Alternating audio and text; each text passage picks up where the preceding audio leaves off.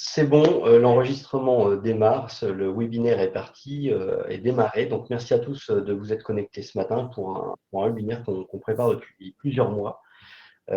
Donc, c'est un webinaire organisé entre ISM et Alpes Supply Chain. L'objectif, c'est de maîtriser sa supply chain dans le monde du textile. Et pas seulement, vous allez découvrir que c'est un peu plus large que le textile, puisqu'on peut parler de mode, d'ameublement, de bijoux, de luxe en général. Nous avons souhaité réaliser ce webinaire avec ISCM parce que on est tombé sur une pépite. En tous les cas, c'est ce qu'on a l'impression dans l'association, en ayant vu des démos, en ayant discuté. On a vu qu'on était sur un niveau avancé de maîtrise de sa supply chain. Et donc, c'est ce qu'on va découvrir aujourd'hui dans ce webinaire grâce à Yann et Caroline qui vont nous présenter justement du contexte, de la vision et bonnes pratiques également. Donc, laisse la main. Vous avez le sujet de présentation. À vous, Yann et Caroline. Voilà. Bah ouais, c'est vrai que c'est l'occasion de combiner un peu nos expertises, toi sur la partie supply, tout secteur, et puis de nous d'amener un petit peu une vision sur le secteur textile de la mode. Donc, Yann et moi, on fait partie de l'équipe de SCM Solutions, basée dans le sud-ouest, donc près de Biarritz, pour la petite différenciation. Et donc, ISM est un portail fournisseur, solution 100% SaaS, avec toute la facilité d'accès que ça peut avoir. Personnellement, j'ai rejoint l'équipe depuis 2 ans pour intégrer le secteur de la tech. Par contre, je développe donc le côté export, le développement à l'international, qui est une fonction que j'occupe depuis plus de 15 ans, en ayant travaillé avant plus dans la distribution sélective. Bonjour, donc de mon côté, Yann. Moi, j'ai rejoint l'équipe il y a 1 an pour développer la partie commerciale plutôt orientée France. Je viens du monde de la partie notamment tech et IT pour la mode et le retail. Et donc, j'ai rejoint Bellara il y a 1 an. Bellara, c'est une entreprise vraiment numérique au départ et qui très rapidement a pris racine, notamment dans l'industrie du software, pour développer une solution d'approvisionnement et donc gérer la partie achat et puis transport. Donc, quelques chiffres ici qui vous parlent d'ISM. Ce qui est surtout important, c'est qu'il y a une croissance à 2 chiffres depuis 4 ans, donc un secteur qu'on voit qui est de plus en plus sensible à ces solutions de portail fournisseurs, notamment 44% entre l'année passée et cette année. Et tout ça, ça nous permet de continuer à investir fortement en R&D dans la solution. Donc, il y a plus de 1000 jours chaque année qui permettent de développer la solution en co-construction vraiment avec nos clients. Vous le verrez tout à l'heure, tous nos clients sont principalement dans l'équipement de la personne au sens large. Puis une implication assez forte dans la filière, notamment la filière outdoor avec OSV, le surf, puisque c'est l'histoire au départ de Bellara. Bellara, pour la petite anecdote, c'est le nom d'une bague au large de Billard. Et puis la Charbali, où on se pose des questions de prospective à 10 ans sur l'évolution du secteur du textile. Donc voilà pour l'introduction. Je ne sais pas si Jean-Baptiste, j'ai l'impression que Jean-Baptiste et Caroline ont disparu, mais on va continuer dans tous les cas. Donc pour l'agenda, on vous refera un petit rappel du contexte pour ensuite plonger sur le cœur du webinaire, qui est vraiment la maîtrise opérationnelle de vos flux amont. Faire un petit focus sur la traçabilité, notamment avec la réglementation AGEC, qui est un sujet d'attention dans toutes les marques. Et puis, on gardera un petit peu de temps à la fin pour des échanges et vous puissiez poser quelques questions que Jean-Baptiste relaiera si je le vois revenir. Hop. Voilà. Donc, en termes de contexte, c'est celui que vous connaissez. On parle ici. Attendez, petit message de Caroline, voilà, qui va revenir. La presse s'en fait souvent l'écho. On le sait actuellement, une passe un peu difficile sur le secteur de l'équipement de la personne. Depuis une quinzaine d'années, globalement, les ventes sont flat. Le Covid n'a pas aidé. Et puis régulièrement, on voit qu'il y a des restructurations d'organisation de retail et d'équipement de la personne, des fermetures d'enseignes. Par voie de conséquence, c'est aussi une redistribution des cartes qui peut avoir lieu ici. C'est peut-être l'occasion de se poser dans les organisations retail, textile, équipement de la personne pour préparer l'avenir. Souvent, on sait que ce sont des cycles. Après une période d'apathie, on peut avoir un rebond de croissance. Et puis, avant qu'il y ait cette croissance et que tout le monde soit débordé dans les équipes, autant vente que achat, se poser pour mettre en place des outils. Il y a aussi dans le secteur globalement du textile, de l'équipement de la personne, une tendance à diversifier les sources d'approvisionnement. On voit qu'il y a des cycles d'aller plus loin chercher ses fournisseurs, d'éventuellement être en nearshoring, de diversifier le nombre de pays. Merci de revenir avec moi, Caroline et Jean-Baptiste. Donc, cette diversification-là, elle apporte une complexité. Et puis, de plus en plus, on voit des marques qui veulent maîtriser leurs matières premières, leurs composants, et donc, du coup, qui vont également adresser en achat cette partie-là. Et donc, tout ça, ça a tendance à complexifier la gestion de la supply chain. Par ailleurs, du nearshoring, justement. Oui, tout à fait. Ouais. Parce qu'on en parlait l'autre jour, c'est hyper intéressant de voir aussi un peu ce qui se passe dans le paysage des fournisseurs. On en parlait avec un de nos clients récemment et qui m'expliquait qu'il y avait vraiment aussi une tendance en Chine où malheureusement certains emplois dans les usines sont délaissés puisqu'ils ont une jeune génération qui fait des études, qui part, qui va vers d'autres postes. Donc la Chine se voit un petit peu en défaut de main-d'œuvre. Ce qui fait qu'il y a pas mal de marques qui commencent à regarder un petit peu à délocaliser au Bangladesh, au Vietnam, qui devient une option. Et surtout, ce qui se passe, c'est que la Chine, elle réagit, elle rebondit et elle va chercher en fait de la main-d'œuvre. Et elle est en train d'installer des capacités de production des unités en Afrique. Il y a un développement qui est en train de s'opérer sur l'Afrique.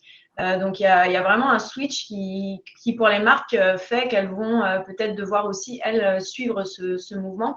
Après, ce ne sera pas forcément le cas, évidemment, pour le luxe qu'on côtoie aussi, puisque le luxe, on a souvent des appros qui restent principalement sur l'Europe et voire la France et l'Italie, d'ailleurs. Donc, voilà, pour réagir rapidement à ce type de changement d'origine des fournisseurs, une plateforme, vous le verrez, ça peut être intéressant. Il y a également une attention particulière des consommateurs sur la traçabilité, globalement l'approche vertueuse des marques. Donc ça, pareil, ce type d'outil, ça va pouvoir vous accompagner pour donner de l'information au consommateur final. Et puis, à l'aube de cette période de confinement, on voit qu'il y a eu un rapport au travail qui a changé, du turnover qui est plus fréquent dans les équipes, le travail à distance également qui s'est imposé comme une norme. Ça demande également une adaptation des organisations à un autre mode de collaboration. Donc, c'est un peu dans ce contexte-là que digitaliser la supply chain amont, ça nous apparaît une bonne opportunité pour répondre à ces enjeux. Quand on va voir nos clients, quand on voit des prospects, ce qu'on entend souvent, c'est que malheureusement, la supply chain, c'est le parent pauvre des organisations. Donc, ce webinaire, l'objectif de ce webinaire, c'est vraiment de vous donner des clés de lecture pour connaître les bénéfices de ce type de portail dans vos organisations et puis être les ambassadeurs de ce projet-là en interne. Ouais, donc Yann, comme tu le dis, il y a une transformation qui n'est pas nouvelle sur l'industrie, mais on va dire qui s'accélère véritablement. Aujourd'hui, c'est vrai qu'il y a tellement de défis, c'est compliqué pour les organisations de penser de continuer à travailler en mode très linéaire avec des organisations en silo. Il faut chercher un petit peu à abattre ces murs et puis être dans la collaboration, que ce soit en interne ou en externe. Et le fournisseur, évidemment, il est clé dans cette relation. Il faut le replacer un petit peu au centre. Il faut arriver à travailler main dans la main avec ses fournisseurs pour arriver à faire face à ces aléas de logistique, ces aléas de production et maîtriser ainsi mieux sa production, la qualité de sa production, ses coûts, ses délais.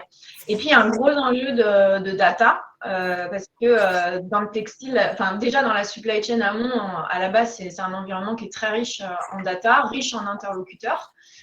Donc, comment arriver à avoir collecté cette data, cette donnée, la partager entre interlocuteurs pour arriver à mieux piloter au quotidien. Et on le sait, il y a beaucoup d'acheteurs, d'approvisionneurs aujourd'hui qui travaillent encore avec des process manuels, des fichiers Excel parce que ça fonctionne. Et des emails. Et des emails, évidemment, voilà. Ça a été déjà la grosse révolution. Et le RP. Donc, ils ont trois outils principaux, voilà. Sans oublier notre téléphone. Ouais. Bon, et ça fonctionne. Jusqu'à un certain stade, on va dire. C'est vrai qu'on arrive parfois à un stade un peu critique où on a besoin de mieux maîtriser ces risques qui sont engendrés. Donc, l'idée, c'est comment aider ces interlocuteurs, ces équipes à mieux collaborer, à avoir plus de visibilité. Et là, la technologie peut être un vecteur d'innovation. pour leur permettre justement de partager cette donnée en temps réel, d'avoir un outil de pilotage qui va leur permettre d'être agiles, d'être réactifs au quotidien. Et on voulait l'illustrer ici par un graphique que vous avez issu d'une étude de PricewaterhouseCoopers qui projette sur en fait l'écosystème. Je vois que Jean-Baptiste réagit sur mon accent. Super. Qui projette en fait les systèmes supply à 2025. Et là, l'idée, c'est vraiment d'illustrer en quoi la digitalisation peut être un levier sur la croissance du chiffre d'affaires, la réduction de certains coûts opérationnels, donc l'amélioration de votre marge, et à la fin, surtout, le taux de service. Donc, vous pouvez peut-être vous questionner déjà aujourd'hui sur où en est, quel est le niveau de digitalisation de ma structure aujourd'hui, où est-ce qu'on en est, où est-ce que j'en suis. Et après, vous vous retrouvez peut-être dans une des catégories. Alors évidemment, il y a certains outils comme cité Jean-Baptiste que vous connaissez qui sont des ERP, des PLM, mais aujourd'hui, on est là pour vous parler d'outils complémentaires et différents tels qu'un portail fournisseur. Donc nous, là ici, vous voyez un certain nombre de marques et de logos que vous connaissez certainement, qui utilisent ISM au quotidien. Donc on se dit qu'on a quelques Digital Champions, qui était la dernière catégorie là, sur la partie digitalisation de la supply chain amont. Peut-être pour en citer quelques-uns, vous voyez qu'il y a un petit peu tout, du prêt-à-porter, homme-femme, du sportswear, de l'enfant. Mais peut-être citer un des premiers clients qui est Rip Curl, qui était le début de l'histoire en 2007 pour ISM. Donc, très clairement, dès le départ, ISM, c'était la gestion des dates qui était au cœur de la solution. Aujourd'hui, les volumes sont un peu moindres chez Rip Curl. On est passé d'un modèle wholesale plus retail à plus wholesale aujourd'hui. Mais dans tous les cas, les équipes qu'on a rencontrées la semaine dernière nous disent jamais on reviendrait en arrière et on retourner à la gestion manuelle avec en effet l'Excel, les mails et puis les petits bouts de trucs développés dans le RP. Ouais, c'est vrai que dans le sport, Rip Curl a un peu mis le pied à l'étrier et puis on a Intersport France qui est quand même un acteur majeur de la distribution d'équipements et de marques propres avec un volume à l'import de presque 1 million de cartons. Ça a été un projet très structurant pour eux. Ils étaient arrivés à ce stade critique justement où ils avaient besoin d'accélérer la confirmation et la passation de commandes qui était très chronophage avec leur ERP, SAP. Et puis, ils nous ont aidé aussi à avoir un focus précis sur le pilotage de transport. Ils avaient une grosse carence en visibilité. Et on a d'ailleurs développé même des interfaces transitaires avec eux. Voilà, si on prend d'autres exemples dans la partie enfant avec CWF et Aigle, ce qui est intéressant, c'est que la mise en place d'ISM est intervenue pour Aigle juste avant une forte croissance des volumes. Ils ont multiplié par 4 les volumes, puis ils ont réussi malgré tout à gérer avec la même équipe cette croissance-là. Et chez CWS, ISM est intervenu où il y avait une multiplication des marques sous licence, donc une multiplication également des flux. Et pareil, avec les mêmes équipes, ça permet de gérer ces évolutions du côté des ventes. Ouais, donc je voulais juste, parce que là on parle du luxe, mais dans tous les métiers, ce lien entre la production et le transport, quand on outsource, il est clé puisqu'il y a une période de flottement. À la fois la marchandise elle est prête et à la fois elle n'est pas encore réservée sur les moyens de transport. Et là on peut vite perdre 2-3 semaines quand c'est pas bien coordonné. Et généralement ce qu'on fait, c'est qu'on met des bonhommes, des personnes, des collaborateurs ou des équipes outsourcées directement dans les pays. Et ça coûte très cher. Et comme eux ils sont en mode manuel, téléphone, mail, en fait, plus les volumes augmentent, plus ça explose en termes de coûts. Ouais, il y a toujours un peu le flou autour de la date de mise à disposition réelle et après, une fois que c'est parti, qu'est-ce qui se passe? Mais ça, justement, on pourra l'illustrer. On a aussi d'autres références, bien sûr, sur le prêt-à-porter féminin comme Bache, qui est incontournable. Bache, pour la petite anecdote, ils ont repoussé le déploiement d'un PLM pour se prioriser sur un portail fournisseur, d'autant qu'ils ont la particularité de produire une partie de leur collection en produits à façon. Donc là, on a développé justement sur le suivi de la commande de matières premières, de composants. Et puis, on a des marques étrangères, Belle Rose, Hummel, Belgique, Danemark. On a vocation aussi à apporter la solution en dehors de nos frontières parce qu'il y a des besoins, c'est un besoin universel. Et puis, bien sûr, dans le luxe, Yann, avec un… Oui, alors peut-être le luxe, on va le citer ici parce qu'on ne peut pas utiliser le logo en tant que tel, mais on peut le citer. C'est Hermès qui est client depuis 2017. Aujourd'hui, les 16 métiers d'Hermès utilisent ISM pour gérer la pro. Donc, il y a de la maroquinerie, de la joaillerie, des accessoires. Le prêt-à-porter hommes et femmes a été mis en place récemment. Mais au bout de ces 7 ans d'utilisation, les métiers étaient très indépendants chez Hermès, puisque le luxe permet ça aussi, d'avoir des outils différents, même si dans une même structure. Mais au fil de l'eau, ils ont tous adhéré à ISCM. Et au bout de 7 ans, tous les métiers sont passés sur ISCM. Donc, je pense que c'est un bon indicateur de l'intérêt de l'outil dans les structures. Donc, voilà pour les quelques digital champions dont on est fier chez ISCM.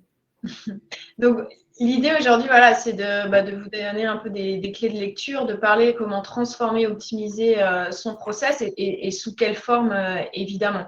Donc, quand on parle d'un portail fournisseur tel que ISCM, là, vous pouvez le voir, c'est d'abord regarder quelle va être la couverture du portail, ça c'est important. Peut-être voir si vous êtes face à un portail qui a une expertise dans votre secteur d'activité, c'est toujours mieux. Donc là, ISCM, vous le voyez, la couverture, elle va porter sur l'ensemble des étapes clés de l'approvisionnement, depuis la confirmation de commande, d'OA, jusqu'à la réception. Donc, on voit ici, à ce stade, on est vraiment, la marque, elle a développé sa collection, tout est conçu, on a fait les sessions d'achat et les commandes ont été passées auprès des fournisseurs. Donc, le point d'entrée, ça va être de récupérer tous les OA des fournisseurs sur la plateforme qui devient en fait le support de digitalisation du workflow. Où tout le monde va pouvoir orchestrer les échanges entre les parties prenantes, les sécuriser et de permettre de piloter en temps réel. Et pour réintégrer ces OA sur ISCM, en fait, on interface avec l'ERP de la marque. Donc, on a déjà travaillé avec des ERP assez majeurs qu'on connaît sur le marché. Et on va à ce moment-là permettre d'avoir une réintégration des OA directement sur ISCM via un API, où on peut aussi les intégrer en fichier plat. Mais tout au long de ces étapes, en fait, on va aider les métiers à adresser des risques qu'ils connaissent au fur et à mesure de la pro et de pouvoir être réactifs. Donc, lorsque concrètement, on commence à naviguer dans la plateforme, on va commencer à rentrer avec le premier écran de supervision. Voilà, donc ça, c'est souvent l'écran chez nos acheteurs à pro, logistique, import, chez nos clients. C'est l'écran qu'ils ont sous les yeux un peu à la longueur de journée. On va retrouver ici vraiment le quotidien des approvisionneurs et puis de la logistique import. On sait que c'est un exercice de jonglerie quand on gère des Excel, des mails, des PDF, des fois du WhatsApp ou du téléphone. C'est vraiment de la jonglerie au quotidien. Donc là, vous avez des tableaux de bord qui sont totalement personnalisables par tranche d'écran. Vous allez pouvoir choisir selon votre profil quelles sont les problématiques de votre quotidien. Donc, l'idée, c'est vraiment de visualiser les actions prioritaires que j'ai, d'avoir des informations pertinentes qui me viennent à l'écran. Ensuite, directement, je vais pouvoir aller cliquer sur le tableau de bord qui me met une alerte et rentrer directement dans la gestion du quotidien. Donc, c'est vraiment une gestion par exception qui permet de piloter mon action au fil de l'eau. Donc ça permet deux choses. C'est la polyvalence dans les équipes. Quand une personne est en vacances, ce qui arrive quand même régulièrement au long de l'année, il suffit de dire sur son tableau de bord, j'ai accès à des alertes, je n'ai pas besoin d'avoir tout en tête. Et puis, autre chose, quand il y a des nouvelles recrues qui arrivent dans les équipes, on parlait de turnover tout à l'heure, quand j'arrive dans une marque, je suis toujours super fier de rejoindre une marque, puis que je m'aperçois qu'il y a des outils qui sont un peu archaïques, si je peux me permettre, c'est toujours décevant. Alors que là, voilà, quand vous avez des nouvelles recrues, ça permet de dire, regardez, on a des outils disponibles pour vous. Donc après, on va basculer sur la première étape, la confirmation des OA. Donc ce premier écran, qui est assez simple, on va reprendre l'ensemble des OA donc, depuis l'ERP et ça va permettre à l'approvisionnaire et aux fournisseurs de déjà revalider ensemble l'ensemble des termes de la commande. Donc ça a valeur d'engagement contractuel du côté du fournisseur. Donc on reprend des informations clés telles que le numéro de commande, le modèle, la couleur, les quantités, la date de mise à disposition, le split par taille. On travaille des matrices, parce qu'on a la connaissance du textile, des matrices sophistiquées, modèle, taille, couleur. Dans la lingerie, ça peut être très profond, justement. Et donc, on va pouvoir, si vous avez à ce stade besoin de revoir vos quantités à la hausse, ou votre fournisseur va malheureusement vous faire part d'une augmentation de prix unitaire, on va avoir un système d'échange, de correspondance via demande de changement qui va s'opérer sur la plateforme directement. Donc, plus besoin d'échanger à côté par email et de perdre des jours en attendant les réponses escomptées. Donc, tout ce fait est historisé sur la plateforme et via un flux d'approbation où la marque, de toute façon, devra valider ces changements. Et bien sûr, toute modification qui est réalisée repart dans le RP grâce à une synchronisation qui est mise en place. Donc, il n'y a pas de retraitement manuel dans le RP non plus. Ça, c'est un point clé. Donc, une fois que les OA elles ont été validées, on va pouvoir à ce moment-là basculer dans l'écran de production puisqu'on peut lancer en production. Et puis on peut dire quand même que dans les pays lointains, souvent ils attendent que le purchase order ou l'OA soit validé pour parfois approvisionner leurs matières premières. Oui. Donc c'est pour ça qu'on a des délais longs et que cette étape elle est clé. Parce que Mmh. souvent, malheureusement, ils n'ont pas le stock à dispo comme nous, on met tout stock. Ils attendent vraiment cette commande pour commencer à passer les appros. Donc vous ajoutez au délai de production le délai d'appro. Ouais, complètement. Et d'ailleurs, c'est un point, c'est bien que tu le cites parce que là, on a vu des OA qui étaient liés à des produits finis, mais on peut aussi couvrir la commande de matières premières en amont et de composants, comme on le disait dans le cas de produits à façon. Parce que là, dans l'écran de production, on va reprendre, c'est assez similaire. Le détail des commandes.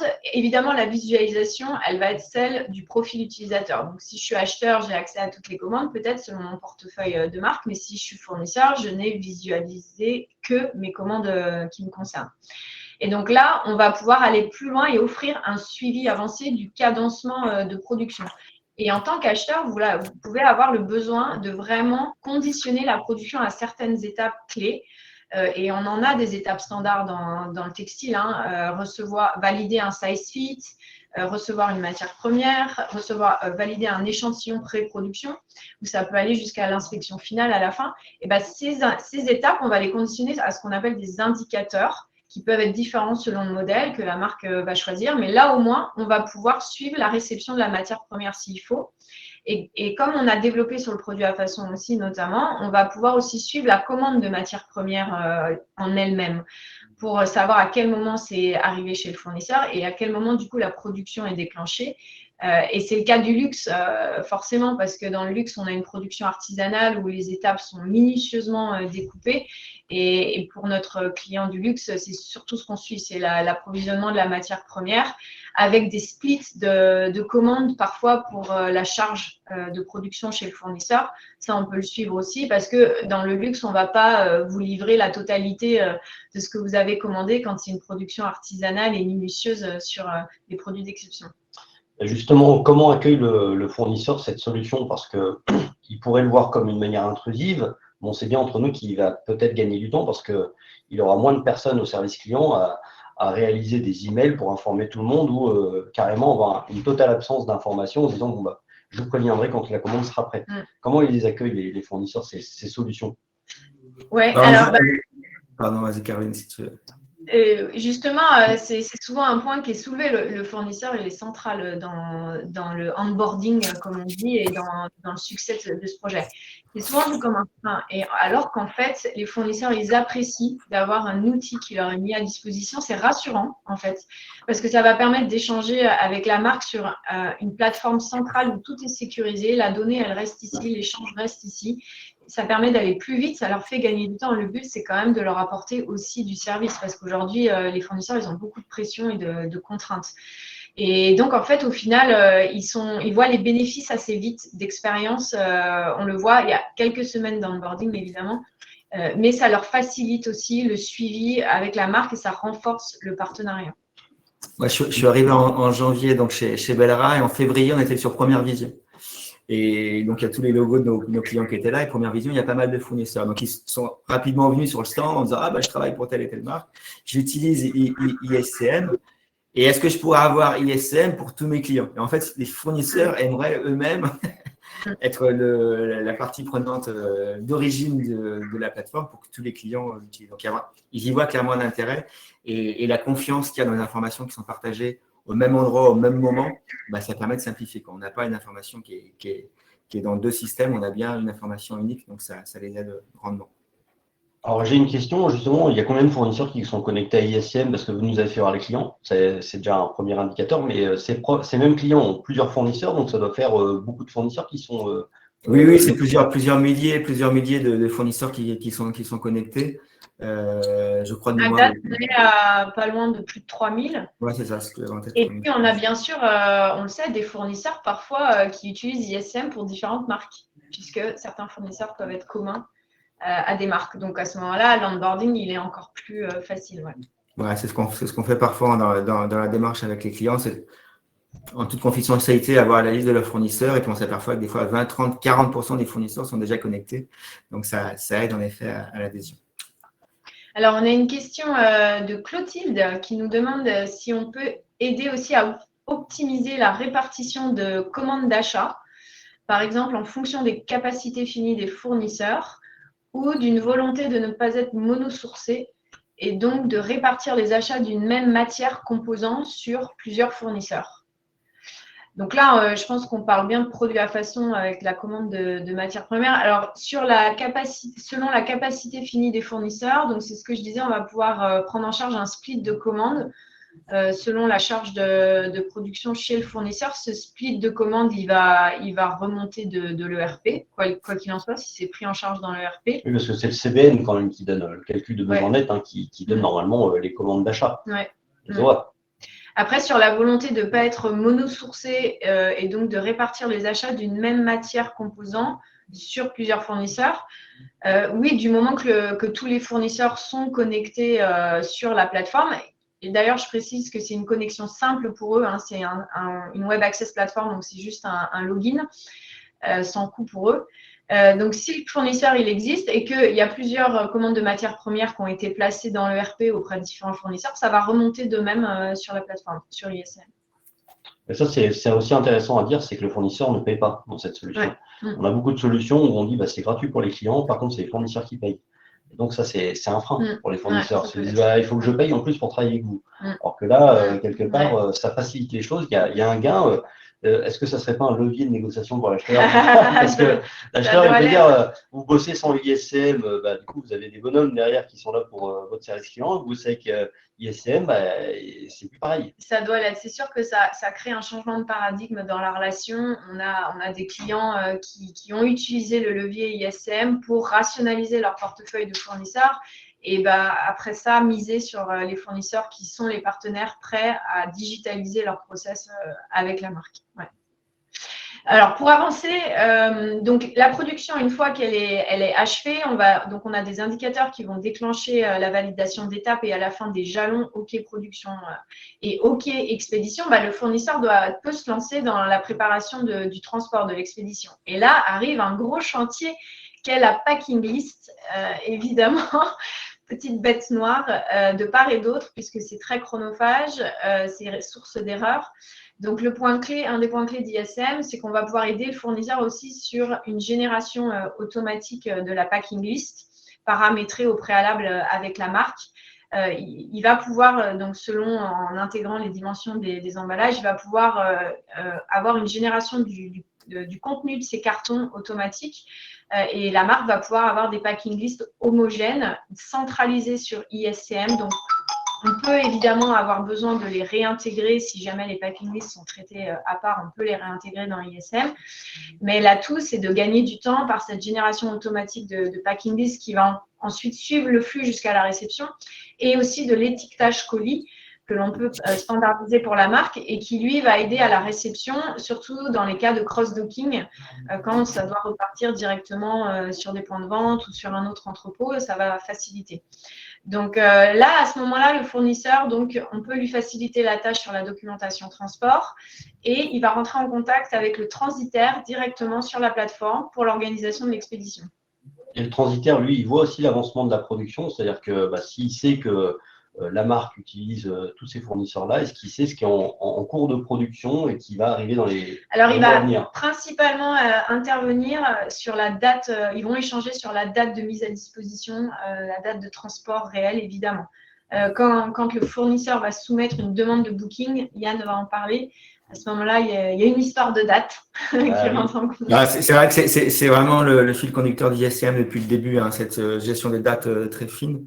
Donc, sur la partie transport, en effet, ça va être de récupérer toutes les dates du côté transitaire pour la mise à disposition réelle qui va être celle prise en compte pour l'entrepôt. Mais c'est également toutes les dates de mise à disposition du fournisseur pour le transitaire. Par rapport en effet à où se trouve l'information, on a de plus en plus de transiteurs qui sont directement interconnectés avec ISM. C'est-à-dire que le fournisseur, lui, au fur et à mesure, il va avoir l'avancement de sa production, il a son OK, OK pour pouvoir faire les préparations de colis, puis son OK expédition, et à ce moment-là, il va passer la réservation de booking auprès du transitaire, et le transitaire va recevoir ça directement dans son système d'information. Le transitaire répond sur le booking dans son système d'information sans aller dans ISM, et ça arrive directement dans ISM.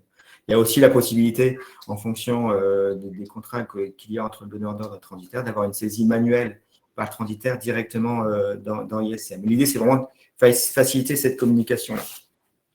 Le transitaire, donc, il reçoit cette demande de booking de différents fournisseurs, potentiellement qui viennent d'une même zone géographique. Donc, il y a la possibilité à ce moment-là de visualiser des propositions de consolidation. Et derrière, ça va avoir un coût, un impact direct, évidemment, sur le coût de transport amont. Donc, tout ça, ça va aider à l'optimisation des coûts au-delà de la communication et de l'information sur les dates, quoi. Effectivement, lui, il peut faire un conteneur complet sur la base de l'ensemble des lots qu'il reçoit de la part des fournisseurs. Donc, en termes de consolidation, c'est énorme parce que le prix d'un LCL, un full container loaded, c'est pas pareil qu'un LCL, un less than container loading. Tout à fait. Ouais, donc ça va vraiment aider à l'exploitation au quotidien. Et puis, toutes les mises à jour des ETA, ETD, ATA, ETD, on a toute l'information en temps réel. Et ça, c'est aussi un lien qui peut se faire à ce moment-là entre l'appro et puis les ventes. C'est bien beau de savoir si la marchandise est dans l'entrepôt, mais de savoir à l'avance que j'ai une information fiable, je vais pouvoir la partager avec toutes les parties prenantes, dont les équipes internes. Oui, parce que le service client, lui, il a besoin de l'ATP, le Available to Promise, la date à laquelle il peut promettre sa date au client. Et effectivement, quand on est complètement aveugle sur ces dates de bateau, il faut le dire aussi, la fiabilité du transport maritime a grandement baissé. Entre les blank sailing et les retards de bateau, on se retrouve avec des dates qui ne sont pas forcément bonnes et on peut promettre à son client des choses qui sont fausses. Ouais, et puis les contextes géopolitiques qui font que parfois la logistique est reroutée, on a des… ouais, donc et puis là, on parle pas mal d'achats en FOB, en Incoterm FOB. Ça peut arriver d'acheter en DDP si vous achetez des marques externes. Nous, on a des clients qui le font. Intersport, Belle Rose, ils ont aussi des marques externes, c'est la particularité. On va avoir une possibilité de le gérer aussi sur la plateforme via évidemment un flux simplifié parce que vous n'allez pas forcément avoir les packing lists, mais on va pouvoir quand même en tenir compte parce que ça peut être des volumes importants.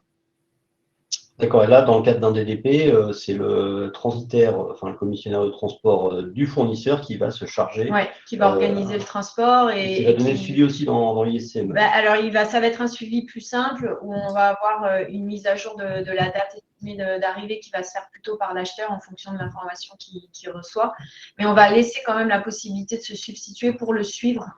Quoi qu'il en soit, même si c'est forcément moins précis, parce qu'on n'est pas censé rentrer dans le détail. Non, on n'a pas de date de booking, mais si déjà on a l'ETA, ATA, ETD, c'est pas mal. C'est en effet la finalité. Donc après, évidemment, la visibilité de bout en bout ne serait pas bout en bout s'il n'y avait pas au moins la réception à l'intérieur d'ISM. J'ai un écran qui ne s'affiche.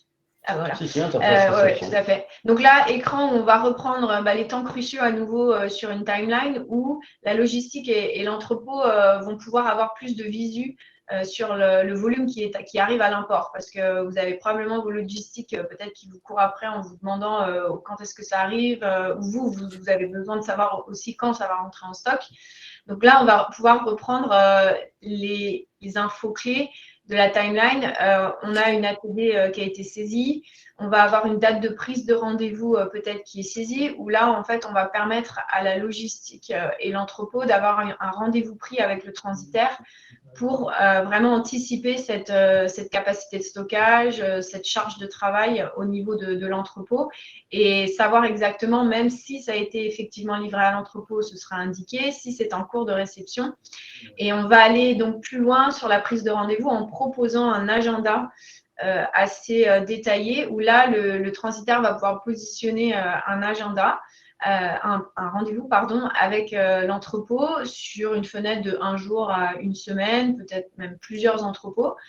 Mais là, au moins, on va pouvoir être précis. Il peut y avoir aussi une contre-proposition qui se fait. Et à chaque rendez-vous, on aura en plus le volume associé en termes de colis, de palettes. Donc, ça permet de savoir effectivement quand ça doit arriver. Et une fois que c'est réceptionné, évidemment, là, le RP ou le WMS peut prendre le relais sur l'entrée en stock à proprement parler. Ce sera un peu la fin du job d'ISM et on aura un flux de données qui reviendra dans ISM quand même pour clôturer les données. Mais il n'y aura pas de gestion de stock dans ISM. Donc voilà, globalement, pardon, Jean-Baptiste, si vous voulez intervenir. Ah oui, je pense qu'avec avec tous ces analytiques que vous proposez, ça donne des KPI rêvés pour une supply chain, puisqu'on peut, sur chacun des maillons, si on a décidé des règles de gestion, si on a décidé des fenêtres de tir, d'un niveau objectif de taux de service sur n'importe quoi, hein, le taux d'accusé-réception des commandes, le délai de booking, les ATA, vous pouvez avoir des KPI immédiatement avec ça. Oui, bah c'est vraiment l'idée, on en parlera juste après. Et puis idéalement, quand on arrive dans les structures, avant de commencer le projet, c'est de savoir quels sont ces KPI quand on arrive et qu'est-ce qu'ils deviennent au bout de 2 ans d'utilisation d'ISM. Mais la réalité du terrain, c'est que quand on pose ces questions-là dans les organisations, souvent, ces indicateurs, vu que les informations sont assez disparates, n'existent pas et puis ils vont se construire avec ISM. Donc là, voilà, on a globalement fait le tour du module de base ISM, de son socle fonctionnel. Donc, c'est bien ce qu'on décrivait tout à l'heure avec Caroline. Gérer toute la partie commande à pro, gérer tous les indicateurs de production, les expéditions et la réception dans le transport. On n'a pas été voir, mais on peut également aller jusqu'à du contrôle facture fournisseur, voire embarquer les lettres de crédit dans ISM. Donc ça, c'est vraiment le socle de base. On a un certain nombre de modules en option dont on ne va pas rentrer dans le détail parce que je vois que le temps avance assez rapidement, mais notamment l'empreinte carbone pour alimenter vos rapports RSE, la qualité, donc là on parle de qualité à l'origine, donc c'est le contrôle à l'origine de la production ou des matières pour remonter dans ISM. Puis on va faire un tout petit focus très rapide. Et Jean-Baptiste, merci, ça fait écho à ta question sur Analytics et puis Caroline sur la partie RSE. Donc, ce module Analytics, contrairement à la page, l'écran d'accueil que vous aviez tout à l'heure, on est vraiment sur l'opérationnel, la gestion par exception, où est-ce que je dois intervenir maintenant. Là, on est vraiment sur de l'analyse a posteriori des données. Donc, on a choisi de s'appuyer sur un outil du marché qui s'appelle SideSense pour traiter cette partie-là. SideSense est vraiment réputé pour sa facilité de construction des tableaux de bord et puis la qualité des restitutions. L'idée ici, c'est de vous livrer un certain nombre d'indicateurs et avoir tout un catalogue d'indicateurs standards. Vous pourrez adapter à votre environnement si vous le souhaitez et puis créer vous-même des indicateurs. Et donc, on va pouvoir ici, en effet, voir toute mon activité, quelle est la provenance par article, saison par saison, quelle est la répartition par famille, quelles sont les commandes que j'ai livrées à temps, avoir le palmarès des fournisseurs. Des volumes de réception par période également, ça permet de voir la saisonnalité pour l'entrepôt, voir les volumes expédiés par port de chargement. Et toutes ces informations, tu disais à l'instant, Jean-Baptiste, ça permet d'avoir des indicateurs qui vont être très précis. Et ces indicateurs permettent également de discuter avec le comité de direction des organisations et dire, voilà, supply chain, on est vu souvent comme un coup, voilà ce qu'on a apporté comme contribution à la performance globale. Donc, c'est intéressant de pouvoir s'appuyer sur des informations qui sont fiables. Et puis, ça permet également pour la partie RSE, pour faire le lien pour la suite avec Caroline. Et tous ces indicateurs, dans mes reporting de RSE au niveau de la gouvernance, je vais pouvoir les utiliser. Alors, j'aimerais rajouter quelque chose parce que là, effectivement, Yann, on peut dire la contribution de la supply chain. Bon, quand elle est complètement externalisée dans ce cadre-là, c'est-à-dire c'est le fournisseur qui produit ses produits, le transporteur il transporte et en plus, si on n'a même pas son entrepôt, qu'on est en 3PL, les indicateurs, ils permettent de piloter la performance des fournisseurs et avec des prestataires ou des fournisseurs avec des métriques qui sont d'ores et déjà disponibles. Donc, pour les acheteurs, c'est quand même royal. Et pour ceux qui sont en charge de la performance dans l'entreprise, on voit directement là où il faut agir. Et les informations sont partagées avec toutes les parties prenantes, en fait, au même endroit. Donc, il n'y a pas à dire « Ah ben non, vous êtes sûr, d'où ça vient ?» Tout le monde partage la même information au même moment. Donc, il y a, entre guillemets, pas de discussion. Le point de départ, c'est discuter. Dans les outils de BI classiques. Oui, parce qu'en fait, il faut savoir que l'autre situation que connaissent peut-être les participants au webinaire, c'est que généralement, comme on ne peut pas faire les indicateurs parce qu'on n'a pas les datas, on les demande au prestataire. Le prestataire nous fournit des indicateurs. Et souvent, ces indicateurs, ils sont à 99,9%. Mais dans la réalité, quand on calcule le vrai indicateur, on s'aperçoit que c'est parfois un peu plus modeste en performance. Ouais, donc ça, c'est sûr, le module analytique, on l'a pas mal développé dans ce sens. Et donc, sur la partie, ça peut contribuer évidemment au reporting RSE. Et si vous avez compris, toute cette traçabilité qu'on peut mettre en place, mettre les conditions de cette transparence avec les fournisseurs, c'est dans un but de pilotage des opérations et on peut aller plus loin pour des objectifs réglementaires. Avec le module RSE et traçabilité, puisque la pression légale, elle existe. C'est le sujet chaud du moment, mais en France depuis déjà 2 ans, depuis 2020, avec la loi AGEC qui est arrivée. Il y a d'autres réglementations comme la loi climat et résilience, le règlement ESPR européen qui va arriver, qui aura une application probablement en 2026 avec le fameux passeport produit. On a d'autres réglementations dans le monde qui existent, mais c'est vrai que la France a été assez pionnière et moi, je le vois sur les marchés européens que je couvre. Ils en sont encore au balbutiement d'une réflexion. Donc, c'est vrai qu'au moins, les marques françaises ont un temps d'avance et auront déjà engrangé le pas. Donc, avec ce module, on va aller un peu plus loin dans la collecte de données avec les fournisseurs, avec des fiches au niveau référence, au niveau fournisseur, où la marque va décider du niveau d'information qu'elle veut collecter. Mais on va aller plus loin dans ce qu'on va récupérer pour avoir à la fin un passeport produit qui peut se générer. Et ce passeport produit, il va être visible à la fois sur ESCM, où là, vous avez par exemple un exemple de visualisation. Vous allez retrouver le détail à minima conforme avec la loi AGEC. Vous avez la chaîne de pays qui est dans la production, la composition, vous avez les certificats associés et vous avez un lien direct vers les fiches de référence. Donc, ça permet déjà à l'acheteur d'avoir un bon récapitulatif.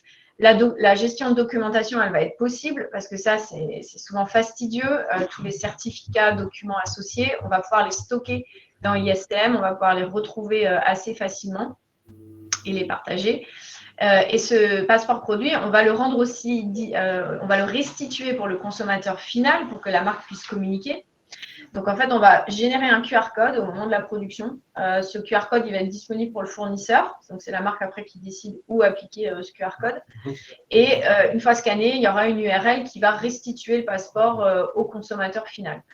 Donc, nous, c'est vrai que c'est un module qu'on a déjà depuis plus de 2 ans. On a conduit une thèse sur la modélisation du passeport produit en interne avec notre collègue Panchika Hospital. Ça a été un sujet clé dans l'industrie depuis très tôt. On l'a suivi de près et on a voulu travailler un peu plus loin sur la modélisation. Aujourd'hui, c'est un peu la résultante de toute la traçabilité qu'on met en place en amont sur la production et le transport. C'est complémentaire et avec la particularité d'ISM où la restitution va vraiment être en temps réel. S'il y a quelques changements, que ce soit sur votre production à un instant T, ça va se refléter dans votre passeport produit. Et cette donnée, elle est déclarée, évidemment. Aujourd'hui, c'est le challenge de tout le monde. On fait face à une donnée qui est déclarée d'un fournisseur de rang 1, bientôt de rang 2 au moins. Et comme vous avez déjà votre fournisseur onboardé sur ISM pour votre pilotage, intégrez le module, votre fournisseur, il va rapidement le faire et saisir ces données facilement. Donc, voilà, la loi AGEC, grand sujet. C'est sûr que c'est vaste. Moi, en plus, j'ai eu des discussions avec votre responsable R&D sur l'aspect émissions de CO2. Et Oui. donc, je sais que maintenant, les émissions de CO2 qui sont fournies par ISM, ils sont conformes à la norme ISO 14083, qui est notre norme chez nous sur les gaz à effet de serre dans le monde du transport de marchandises. Donc, c'est aussi pas mal parce que tout le monde ne l'a pas. Alors, les TMS, de plus en plus, sont en équipe. Mais là, vous êtes une solution de bout en bout et vous l'avez déjà, donc c'est plutôt bien. Ouais, on le précise, on peut calculer donc l'impact carbone du transport. Pas au niveau de la production, mais en tout cas du transport de la production. Et ça, c'est un vrai plus pour contribuer à sa gouvernance. Ouais. Ah bah, c'est obligatoire pour les entreprises qui font de plus de 250 millions d'euros, là, pour les déclarations extra-financières qui vont sortir en début d'année. Donc, il y en a besoin. Bon, voilà. En tout cas, ce qu'on voulait vous présenter pour vous donner des clés de lecture un petit peu sur le portail du fournisseur et les apports que ça peut avoir. Évidemment, la clé de ce projet, c'est de générer des ROI, de bien mettre en avant les bénéfices si vous voulez prendre du recul et en parler en interne avec vos équipes. Voilà, donc on a essayé de se mettre à la place un peu de chacune des équipes. C'est vrai que si on regarde du côté des équipes appro, qui seront les utilisateurs les plus fréquents de la solution, d'harmoniser les processus, ça va simplifier l'interopérabilité dans l'équipe quand il y a des vacances, quand il y a des nouvelles personnes qui rejoignent l'équipe. Et harmoniser les processus, également faciliter l'onboarding. Tu parlais tout à l'heure des mouvements en Chine, Vietnam, il y aura peut-être un Vietnam, Bangladesh. Dans tous les cas, ça permet plus facilement d'onboarder des nouveaux fournisseurs. Les fournisseurs, et c'était la question de Jean-Baptiste tout à l'heure, en fait, quand on les interroge, clairement, ils voient l'intérêt, ça renforce le lien avec la marque. Ça simplifie également un certain nombre d'opérations en leur apportant de la technologie. Au niveau des expéditions, j'ai des packing lists qui sont directement partagés avec ISM, j'ai mis des étiquettes colis et transports qui sont normalisés. Donc ça va vraiment simplifier.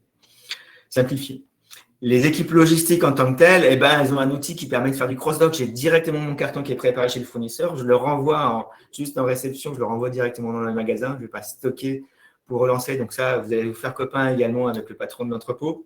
Et puis, ça permet d'estimer également sa charge quand il sait quel conteneur, qu'est-ce qui est dans le conteneur qui arrive. Ça va vraiment faciliter son quotidien. Puis, on l'a vu, ça permet également de participer à la base des coûts de transport. Donc, la partie logistique import souvent est intéressée par ce type d'outil. Et les transitaires, ça simplifie également la communication et l'efficacité opérationnelle avec leur donneur d'ordre. Donc, on a très clairement ici la possibilité de trouver des ROI directs. Puis, si on prend un peu plus de recul, pour les directions générales, ça peut être l'occasion de fédérer les équipes. Moi, j'ai souvent en tête, pour avoir bossé dans un restaurant quand j'étais étudiant, le conflit entre le serveur et puis le chef cuisinier, c'est un peu entre la pro et les ventes. Là, on va partager une information fiable entre les ventes et la pro. Il n'y a pas du côté des ventes à dire je veux telle quantité à telle date en anticipant un retard.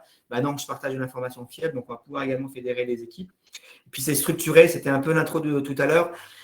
Nous, ce qu'on entend, non, ce n'est pas le moment, les ventes ne sont pas au beau fixe, donc on investit uniquement sur la partie vente. On verra plus tard pour investir sur la pro, mais au moment où les ventes décollent, on n'a plus de temps à la supply chain, et puis on finit par se débrouiller, malgré tout, le job est fait.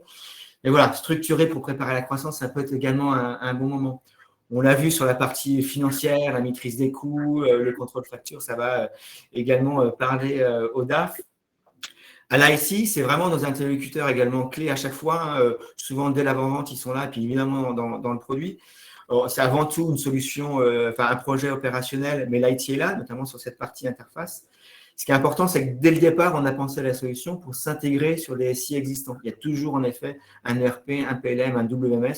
On ne remet en aucun cas en cause le fonctionnement de ces outils, mais on va venir s'intégrer ici et mettre des règles de gestion qui vont permettre de communiquer avec tous les systèmes. Et puis, on est sur du 100% SaaS. Donc, c'est vrai que l'IT, c'est agréable parce qu'en termes de connectivité, d'accès, c'est simplifié. Puis, je n'ai pas toute la gestion au quotidien de mes serveurs. Donc, on est copains à la fois avec les gars de l'entrepôt, mais également les gars de l'informatique. Et puis, c'était la conclusion à l'instant sur la partie RSE. Il y a un vrai investissement de plus en plus des marques dans cette démarche vertueuse. Au départ, un peu tiré par les consommateurs, mais ils y voient véritablement également un bénéfice. Sur les ventes, mais également sur leur marque employeur, on va dire, au sens général. Donc voilà, l'idée, c'est de vous dire, regardez tout ça, il y a vraiment des bénéfices pour tout le monde. Sortons la supply chain de son silo, travaillons tous ensemble pour la performance de l'entreprise. Ouais. Bon, ce qui est sûr, c'est que c'est vraiment très transversal et ça permet de travailler avec tous ses collègues en amont davantage. Pour terminer, on voulait faire parler aussi un peu nos clients avec quelques verbatim, parce que sans eux, c'est sûr qu'on n'aurait peut-être pas accéléré autant. C'est aussi une histoire humaine. On sait, dans ces projets transversaux, pour les mener à bien, c'est aussi parler le même langage. C'est important pour se comprendre. On a des fonctionnels, nous, dans l'équipe, qui sont pour la plupart issus du textile, donc qui connaissent les problématiques rencontrées par les métiers. Donc, c'est ce que souligne notamment Rip Curl. Et donc, voilà, arriver au bout de projets qui vous apportent une visibilité de bout en bout, c'est clé, c'est très transformationnel. Ça a été pour Intersport. Et puis, évidemment, les fournisseurs, ils ont leur part aussi à jouer. Là, on voit PHB, qui est un fournisseur lituanien, qui avait aussi témoigné de comment renforcer ce partenariat, gagner en efficacité avec la marque. Ça passe aussi par des outils et pourquoi pas à l'avenir un ISM fournisseur. Voilà, donc je crois qu'on arrive au terme de cette heure passée ensemble. On peut se laisser bien sûr un petit temps d'échange pour ne pas prendre plus de temps qu'on avait prévu. Si vous avez des questions, n'hésitez pas. Voilà, n'hésitez pas à challenger notre éditeur. Merci pour celle que vous avez posée déjà jusque-là. Oui, on n'a pas réagi sur la remarque de Clotilde, sur le fait que les prix de main-d'œuvre augmentent en Chine. Moi, quand j'étais chez le groupe SEB, déjà notre responsable industriel nous avait tracé une courbe en nous disant qu'en 2025-2030, les coûts seraient presque similaires à ceux de la France. Donc, il fallait déjà se préparer à relocaliser, ou en tout cas à commencer à réfléchir à d'autres solutions. Donc, merci pour cette remarque. Est-ce que vous avez des questions? C'est l'occasion de challenger un petit peu.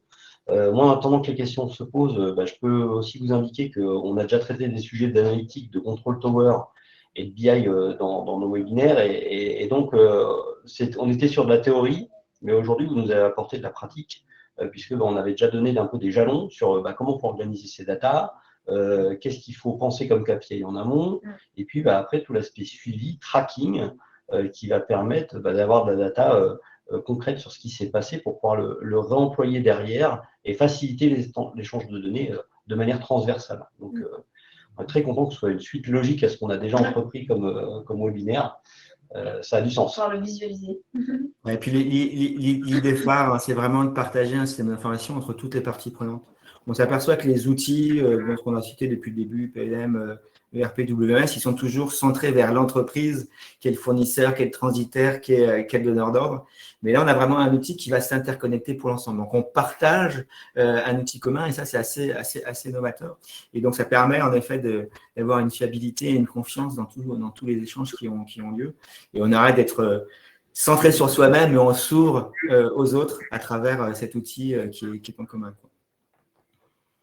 Parfait. Bon, nous n'avons pas eu de questions. Ce n'est pas un problème. On a déjà essayé d'être le plus interactif possible. Moi, je pense que j'ai plus de questions à ce niveau-là. Je suis ravi d'avoir fait ce webinaire qui est vraiment de très bonne qualité. Alors, c'est vrai que pour une fois, c'est un webinaire sur une solution. Donc, on n'a pas l'habitude de le faire. Ce que j'avais demandé au présentateur, c'est de ne pas faire de démonstration pour pas qu'on voit la souris qui bouge. Donc, le pari il est quand même gagné puisque c'était important de voir ces éléments graphiques sur l'évolution d'une commande jusqu'à son arrivée dans l'entrepôt. C'est essentiel pour le pilotage de la supply chain. Donc, je leur remercie parce qu'ils ont réussi un pari qui n'était pas facile à atteindre. Merci à vous. Merci à toi aussi. On est content d'avoir pu avoir cette opportunité de lier un peu nos deux expertises, de le faire ensemble. Et comme tu dis, après, on pourrait aller plus loin. N'hésitez pas à revenir vers nous si vous avez des questions, auprès de Jean-Baptiste aussi. N'hésitez pas à consulter nos sites. Il y a beaucoup de contenu disponible. On a une page LinkedIn. Et puis, on peut aussi avoir peut-être l'occasion de vous rencontrer prochainement. On serait ravis. Puisqu'on sera présent sur 2 salons clés. Supply Chain Event, très beau salon de la incontournable, qui est un beau salon en Europe tout court, parce qu'on ne trouve pas d'équivalent forcément sur le reste de l'Europe. Donc, c'est quand même un temps fort pour nous de l'année. N'hésitez pas à prendre rendez-vous, l'équipe sera présente. Il y aura Tech for Retail aussi en novembre et ISPO à Munich au mois de décembre, où on sera présent cette année pour la première fois pour être proche de l'industrie outdoor. Voilà, c'est parfait. Merci Jean-Baptiste. Merci beaucoup. Merci Merci Yann, à merci tous. à tous de vous être connectés, d'avoir participé à ce webinaire. N'hésitez pas à le diffuser auprès de vos collègues grâce au replay de la chaîne YouTube qui sera mis en ligne dès lundi, après le week-end. Nous allons à tous vous souhaiter un bon week-end et encore une fois, on vous remercie pour votre présence et on espère que ça a répondu à vos attentes par rapport à ce qu'on avait prévu, maîtriser sa supply chain amont dans le secteur du textile. Bon week-end.